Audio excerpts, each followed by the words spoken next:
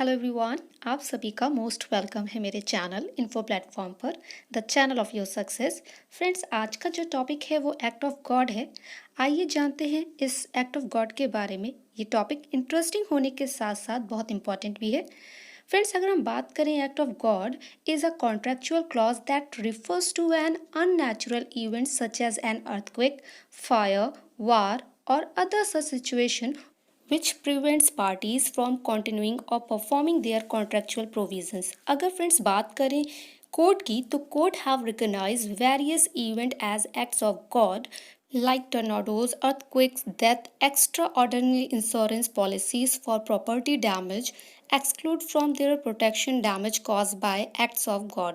But अब इस term को इकोनॉमी से जोड़ दिया गया है और साथ ही इस एक्ट की डिफिनेशन अलग अलग हो गई है। फ्रेंड्स, पहले हम डबल डिजिट ग्रोथ इकोनॉमी की बात करते थे, बट आज हम इस कगार पर खड़े हुए हैं कि हम -23.9% मतलब आप कह सकते हो लगभग 24% माइनस ग्रोथ में चले गए हैं।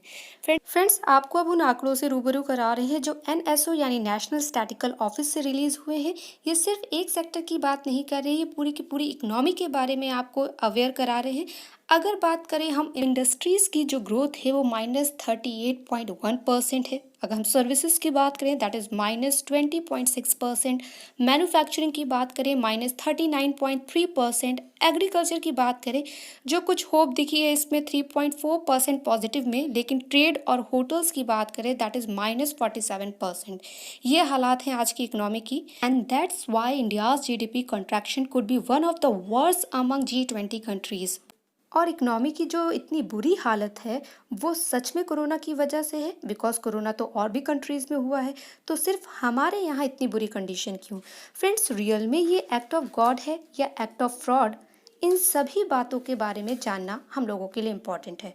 फ्रेंड्स, हम सबको GST के बारे में पता है, वो इम्पॉर्टेंट क्रिटिकल डेटा जो हमें बताए नहीं जा रहे हैं।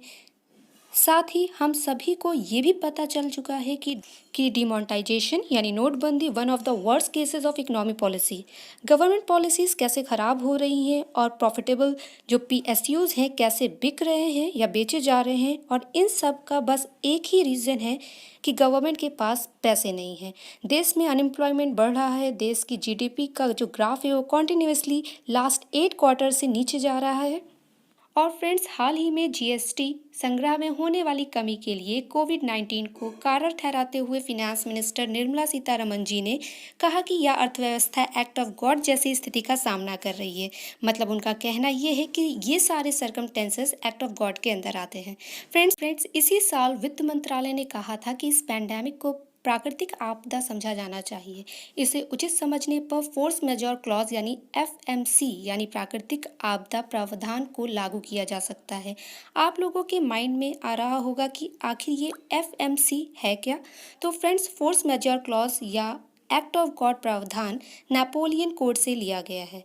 बात करें नेपोलियन कोड की, तो French emperor Napoleon enact a new legal framework for France known as the Napoleonic code, and friends is also called the French Civil Code of 1804, defined the concept of equality before the law and also secured the right of property.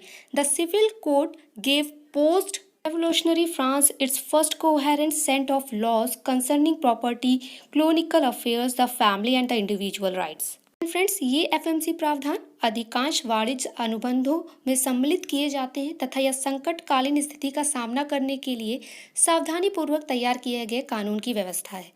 और दोस्तों, अगर प्राकृतिक आपदा प्रावधान किसी अनुबंध को भंग किए बिना दोनों पक्षों को अनुबंध के दायित्व या बाध्यताओं से मुक्त करता है।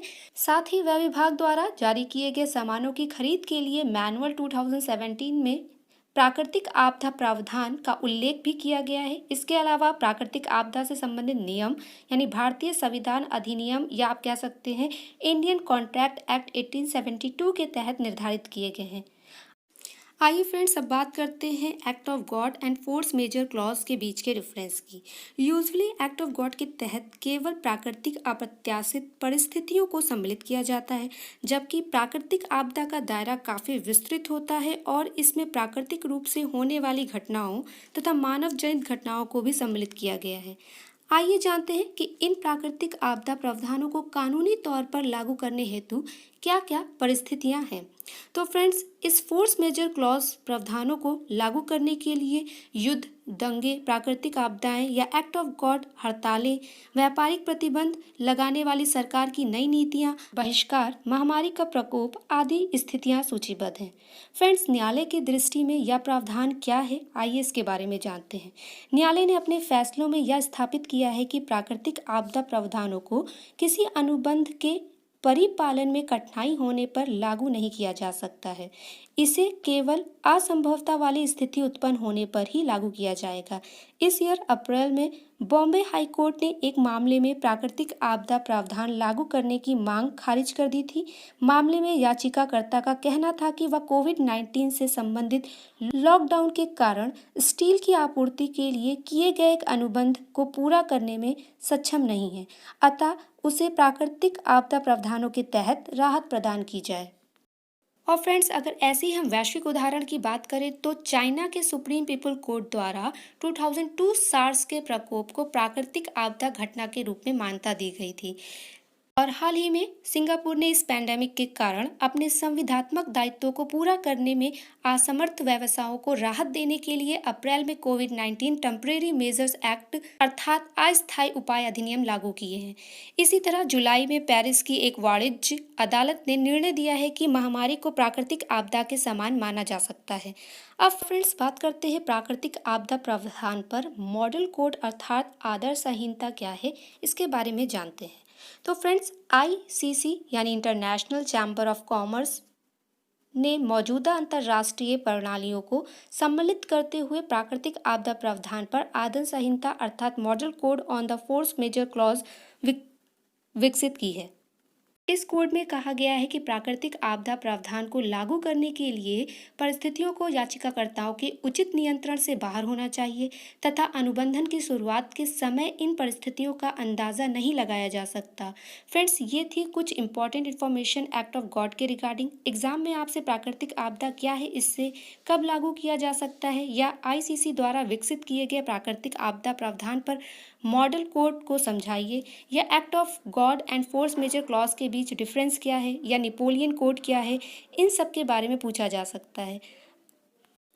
और फ्रेंड्स, इस सेशन में इन बातों को कवर भी किया गया है। आई होप आपको ये सेशन अच्छा भी लगा होगा। तो जल्दी से इस वीडियो को शेयर करें ताकि और भी लोग इस टॉपिक को समझ सकें। वीडियो को लाइक करना मत भूलिएगा। इस टॉपिक से रिलेटेड अगर आपको और इन्फॉर्मेशन चाहिए तो प्लीज़ कमेंट ज़रूर करिएगा। Thank you so much and good luck.